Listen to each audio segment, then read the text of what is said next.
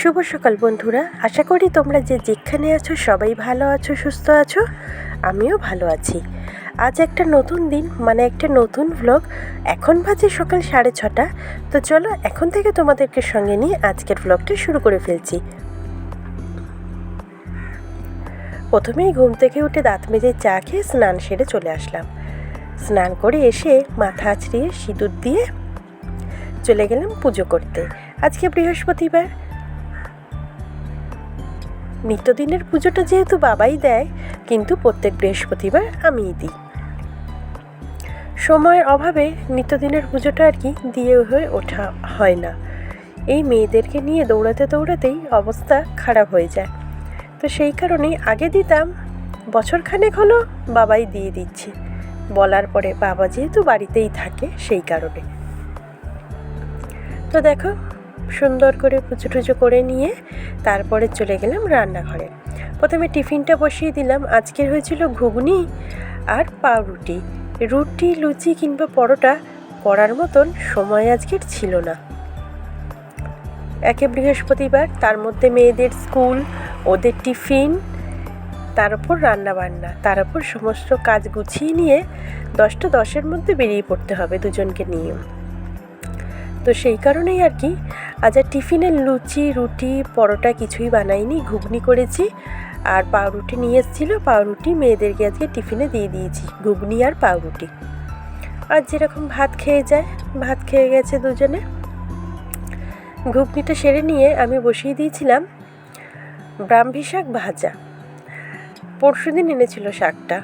ঘুগনিটা করে অবশ্য আগে পাউরুটি সেঁকে নিয়েছিলাম, তারপরে শাক ভাজা করেছি। আর সব শেষে ডিমের ঝোল করে মেয়েদেরকে রেডি করে ওদের টিফিন গুছিয়ে দিয়ে চুল বেঁধে দিয়ে বড় মেয়েকে নিজে রেডি হয়ে দুজনকে নিয়ে চলে গেলাম। তবে আজকের বড়টা একটু আগে বেরিয়ে গেছিল, ওর একটা স্কুলের চাঁদা কেনার দরকার ছিল জ্যামিতির, সেই কারণে। তো দেখো, পাউরুটিটা সেঁকে নিয়ে তাতে বাটার দিয়ে দিচ্ছি।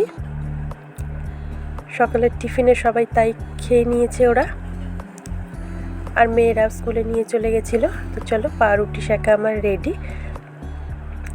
এই দেখো, এগুলি হচ্ছে ব্রাহ্মী শাক। এই শাক নাকি আলু দিয়ে ভাজা খেতে হয়, আর যদি ঘি দিয়ে নাও ভাজা যায় তাহলে খাবার পাতে একটু ঘি নিয়ে নিলে নাকি খুব ভালো লাগে। তবে আমি খাইনি, আমার ভালো লাগে না। মেয়েদেরকে দিয়েছিলাম, বলল ভীষণ তেতো, ওরা খেতে পারছিল না। তো আলু দিয়ে দেখো শাক ভাজাটা বসিয়েই দিলাম। তারপরে ওদিকে ডিম সিদ্ধটাও বসিয়ে দিয়েছিলাম আলাদা করে। ভাতের মধ্যে অতগুলি ডিম সেদ্ধ দিইনি, খুঁজে পাওয়া যায় না। আর আজ যেহেতু তাড়াহুড়া, অতটা সময়ও ছিল না। তো শাকটা একটু মজে যেতে সামান্য একটু চিনি অ্যাড করে দিলাম। দেখলাম আলুটাও সেদ্ধ হয়ে গেছে, আর একটু ভাজা করেই নামিয়ে নেব। তো আজকে তোমাদের সিদ্ধ ডিম ছুলতে গেলে আমাদের কিন্তু সবারই অবস্থা খারাপ হয়ে যায় কম বেশি। কেননা ডিম সিদ্ধ ছুলতে গেলে হয় ডিমের চোখলা উঠে যায়, নাহলে ডিম দুভাগ হয়ে যায়, না হলে কুসুম বেরিয়ে আসে, মানে সে এক বিচিকিৎকিরি অবস্থা। তো চলো, একদিন আমার কাছে ডিমটা প্রচণ্ড গরম ছিল, গরম গরম ছুলতে গিয়ে হাতের মধ্যে ছ্যাঁকা খেয়ে গেছিলাম। তারপর থেকে আমি এরকমভাবে চামচ দিয়ে ছুলি, একটা ডিমও ভাঙবে না। আর চটপট নিমেষের মধ্যে প্রত্যেক কটা ডিম এত সুন্দরভাবে খুলে যায়। তোমরা কিন্তু একদিন ট্রাই করতে পারো চামচ দিয়ে ডিমের খোসা ছাড়ানো। এটা অবশ্য কিন্তু আমার নিজেরই আবিষ্কার করা। ওই যে বললাম, হাতের গরমের জন্য চামচ দিয়ে একদিন খুলেছিলাম, কিছুই না জানো তো, ডিমটাকে ফাটিয়ে নিয়ে একটুখানি খোলা খালি হাত দিয়ে তুলে ফেলে দিতে হবে।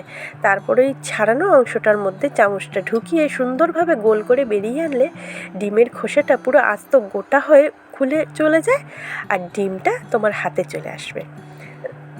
তো তোমরা দেখেই নিলে যেভাবে করতে হয়। তারপরে ডিমটা ভেজে তুলে রাখলাম, আলুটা ভেজে তুলে রাখলাম, বাটা মশলা দিয়ে দিলাম, পেঁয়াজ, আদা, রসুন। চললো বাটা মশলার সাথে যুদ্ধ, যতক্ষণ না বাটা মশলার থেকে তেল বেরোলো। তারপরে ভেজে রাখা আলু, গুঁড়ো মশলা দিয়ে সামান্য একটু জল দিয়ে ভালো করে কষিয়ে জল ঢেলে দিলাম। আলুটা সিদ্ধ হয়ে গেলে সিদ্ধ করা ডিমগুলি দিয়ে গরম মশলা দিয়ে নামিয়ে ফেললাম। ডিমের ঝোলটা হয়ে গেলেই আজকের মতন আমার রান্নাবান্না কমপ্লিট, মানে আমার ব্লগটা আজকের মতন এখানেই কমপ্লিট। আশা করি তোমাদের ব্লগটা ভালো লাগবে। ভালো লাগলে অবশ্যই পাশে থেকো, চ্যানেলটা সাবস্ক্রাইব করো, লাইক শেয়ার কমেন্ট করতে কিন্তু ভুলো না। মাঝখানে 3-4 দিন অ্যাবসেন্ট ছিলাম, ভালো লাগছিল না বাড়িতে একা একা। তো চলো বন্ধুরা, আজকের মতন ভিডিওটা এখানেই শেষ করলাম। আর ভালো লাগলে কি করতে হবে তোমরা তো জানোই। এতক্ষণ ধরে ভিডিওটা দেখার জন্য থ্যাংক ইউ সো মাচ। টাটা, আজ তবে রাখি।